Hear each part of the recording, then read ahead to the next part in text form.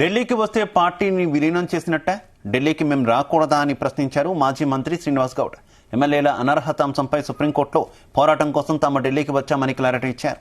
కోడిగుడ్డుపై ఈకలు పీకినట్టు నోటుకొచ్చింది ప్రసారం చేయడం జర్నలిజానికి మంచిది కాదని హితవు పలికారు. బీఆర్ఎస్ బలహీన పడలేదని, మేము బలంగానే ఉన్నామని చెప్పారు. ప్రజల 39 సీట్లు ఇవ్వడం అంటే బలహీనమైనట్టు కాదన్నారు. ఏ పార్టీ శాశ్వతంగా అధికారంలో ఉండదని, కొన్నేళ్ల తర్వాత ప్రజలు మార్పు కోరుకుంటారన్నారు శ్రీనివాస్ గౌడ్.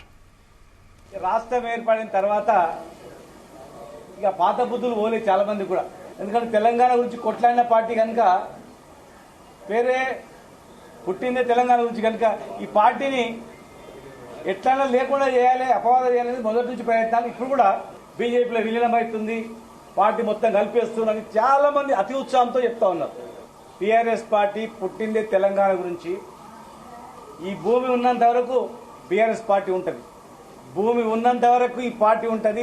ప్రభుత్వంలో ఉంటే ప్రభుత్వం తెలంగాణ డెవలప్ చేస్తుంది, ప్రతిపక్షం ఉంటే తెలంగాణ అస్తిత్వం కాపాడడానికి కొట్లాడుతుంది, పోరాటం చేస్తుంది, అడుగడుగునా నిలదీస్తుంది. అంతేగాని ఈ పార్టీ పోయేది కాదు, ఎప్పటికి ఉంటుంది, పర్మనెంట్గా ఉంటుంది. చాలా రాజకీయ పార్టీలు రాజకీయం గురించి, ప్రభుత్వాలు ఏర్పాటు కావడం గురించి పార్టీలు పుట్టినాయి. కానీ ఈ పార్టీ పుట్టింది ఒక రాష్ట్రం గురించి పుట్టింది.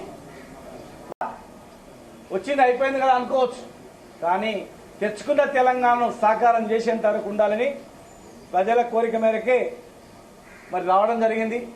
ఎందుకు విలీనం చేస్తామండి? ఢిల్లీకి రావద్దా? ఢిల్లీకి వస్తే విలీనం చేసినట్లా. ఢిల్లీకి వచ్చింది ఎమ్మెల్యేల అనర్హత పైన గతంలో వచ్చిన సుప్రీంకోర్టు జడ్జిమెంట్ ప్రకారం. మళ్ళా సుప్రీంకోర్టులో ఏమైనా వేయచ్చా? సుప్రీంకోర్టు జడ్జిమెంట్ ప్రకారం అక్కడ యాక్షన్ తీసుకుంటలేరు. లీగల్ ఏం చేద్దామని చెప్పి దాని మీద లీగల్ యాక్షన్ మీద, లీగలిటీ మీద రావడం జరిగింది. ఇక్కడ టీఆర్ఎస్ పుట్టినప్పటి నుంచి కూడా, టీఆర్ఎస్ పార్టీ పుట్టినప్పటి నుంచి కూడా చాలా మంది